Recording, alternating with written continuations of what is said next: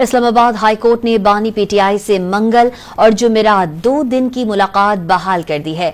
इस्लामाबाद के 3 रुकनी बेंच ने हुक्म दिया है कि मुलाकात के बाद मीडिया टॉक नहीं होगी। मुलाकात के लिए आने वालों के नामों की मंजूरी बानी पीटीआई के कोऑर्डिनेटर्स देंगे। मजीद जानते हैं डॉन न्यूज के नुमाइंदे ताहिर नसीर से। ताहिर नसीर, 2 दिन की मुलाकात बहाल कर दी गई है, मजीद अपडेट कीजिएगा। जी बिल्कुल, देखिए बानी पीटीआई से सेंट्रल जेल अडयाला में मुलाकातों से मुतल्लिक आज इस्लामाबाद हाई कोर्ट के 3 रुकनी लार्जर बेंच ने बड़ा हुक्म दे दिया है। दरखास्त की ऊपर समाअत इस्लामाबाद हाई कोर्ट के कायम मकाम chief justice Sarfaraz Dogar, justice Arbab Mohammad Tahir और जस्टिस मोहम्मद आजम खान ने की।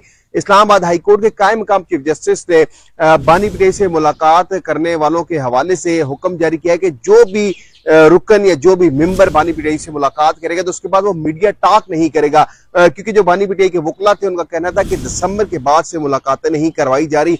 पहले हफ्ते में 2 दिन मुलाकातें होती थी, अब सिर्फ 1 दिन मुलाकात करवाई जाती है। इस पर जेल सुप्रिंटेंडेंट के वकील नवीद मलिक ने अदालत में इस्तदा की कि 1 ही दिन मुलाकात का वक्त मुकर्रर कीजिए, क्योंकि इस सवाल से में अरेंजमेंट करना चाहते हैं। ताम अदालत ने सलमान अकरम राजा जो बानी पीटीआई के कोऑर्डिनेटर हैं उनको ये कहा है कि जो भी फहरिस्त वो देंगे उसी फहरिस्त से मुतल्लिक उनकी मुलाकात भी करवाई जाएगी। और इसके साथ साथ इस्लामाबाद हाईकोर्ट ने यह भी हुक्म दिया है कि बानी पीटीआई के जो बेटों से मुतल्लिक जो दरखास्त है वो आप ट्रायल कोर्ट में दें, वहीं से आपको हुक्म मिलेगा। अदालत ने हिदायत के साथ दरखास्त निपटा दी और अदालत ने यह भी कहा है कि हर कोई आता है वो आके दरखास्त दायर कर देता है कि मैंने बानी पीटीआई से मुलाकात करनी है, जिस पर वकील नवीद मलिक जो जेल सुप्रिंटेंडेंट के वकील थे उनका ये कहना था कि जो भी मुलाकात के लिए आता है वो सिर्फ सियासी मकासद हासिल करना चाहता है। ताहम अदालत ने सलमान अकरम राजा को भी ये हदायत की है कि वो जो भी फहरिस्त देंगे उस फहरिस्त के मुताबिक जो है वो बानी पीटीआई से मुलाकात करवाई जाएगी।